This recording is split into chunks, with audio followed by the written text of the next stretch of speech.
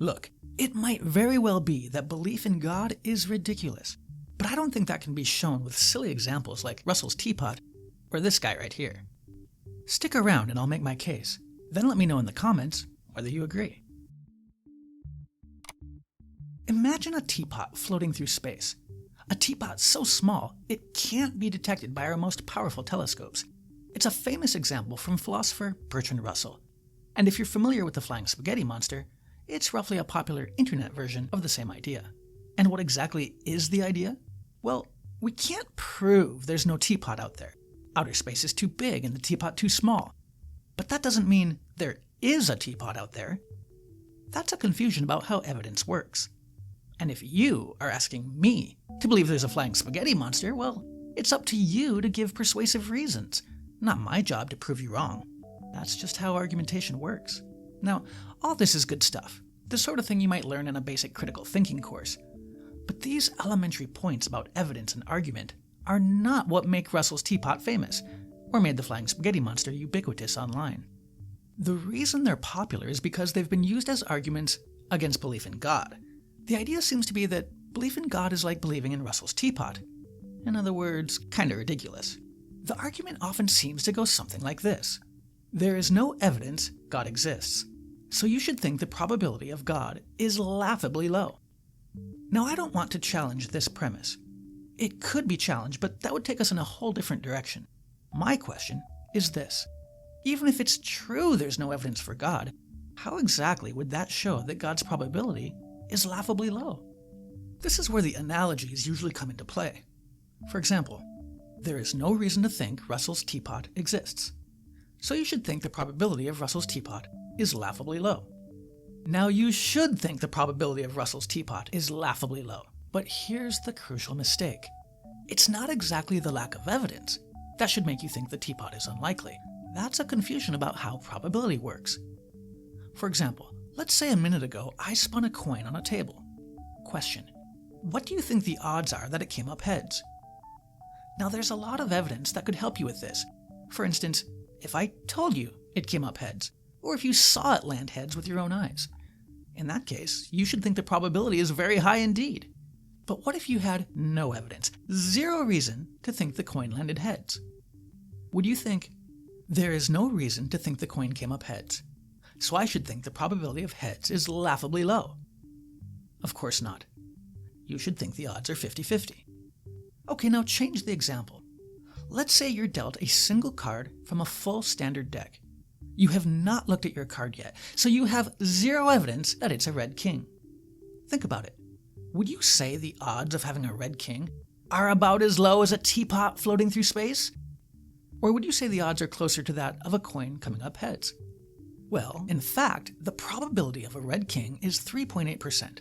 But even if you're terrible at math, and you weren't able to pin down anything close to the exact odds, I bet it was still obvious to you that a red king is a lot more probable than a teapot floating in space, and a lot more probable than the existence of a flying spaghetti monster.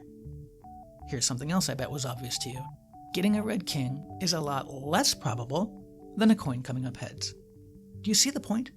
When you have zero evidence for something, you shouldn't just conclude that the probability is very low. That's a mistake. Nor should you conclude that the odds are 50-50. That's a mistake too. When there's no evidence in play, the probability you should assign something just depends on what it is. This is called prior probability. In other words, the probability you give something prior to considering the evidence. The prior probability you assign something just depends on that thing. If you have no reason to believe the coin landed heads, then you should assign it 50-50 odds. Because you have no evidence to go on, except what you know about coins. But in the case of drawing a red king, you should think there's a 3.8% chance. Not because you have any evidence about what you've been dealt, you haven't looked yet, but just because of what you know about decks of cards. So back to Russell's teapot. You should think the probability of a teapot floating in space is laughably low, but now you can see it's not the lack of evidence that should make you think that. Rather, it's the low prior probability. Our background knowledge contains all kinds of facts about teapots. For instance, that they are typically made by humans, and that humans are not in the habit of shooting teapots into space. So yeah, we should assign Russell's teapot a laughably low probability. But that's because of what we already know about teapots and outer space. It's not the lack of evidence. Same goes for the flying spaghetti monster. You should think the probability of this noodly being is laughably low, but it has nothing to do with lack of evidence. It's because of the low prior probability. When we just think about what a flying spaghetti monster is in all its parmesan-crusted glory, our background knowledge tells us that such a pasta being would not have the aerodynamic properties required for flight, or the chemical properties required for organic life. In other words, we already know, even before considering the evidence for or against this saucy being, that we should assign its existence a laughably low probability. So we've arrived at the crucial question: is Russell's teapot and God a good analogy? Or put it this way, should we assign God's existence a laughably low probability in the absence of evidence, just like we do the flying spaghetti monster? I say no, and here's why. Just like in the case of the red king or the spinning coin, the prior probability of God is a matter of thinking about the thing itself in the context of our background knowledge. So let's think about God.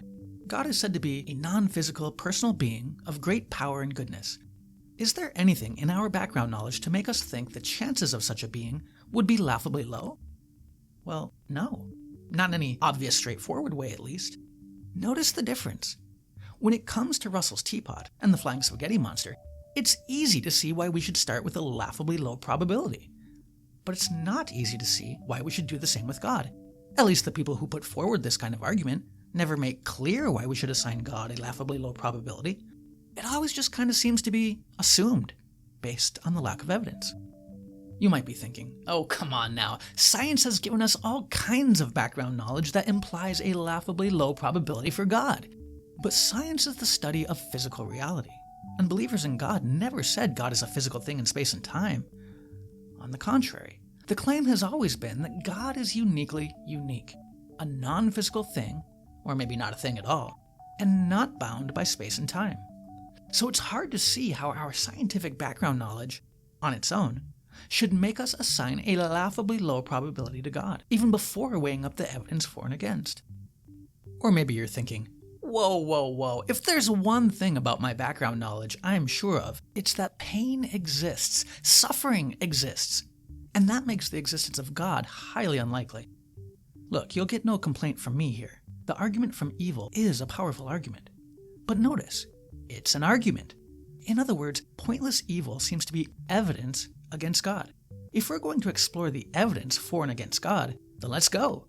I'm all in favor of people entering into thoughtful, rational discussion, offering reasons for what they believe. That's philosophy.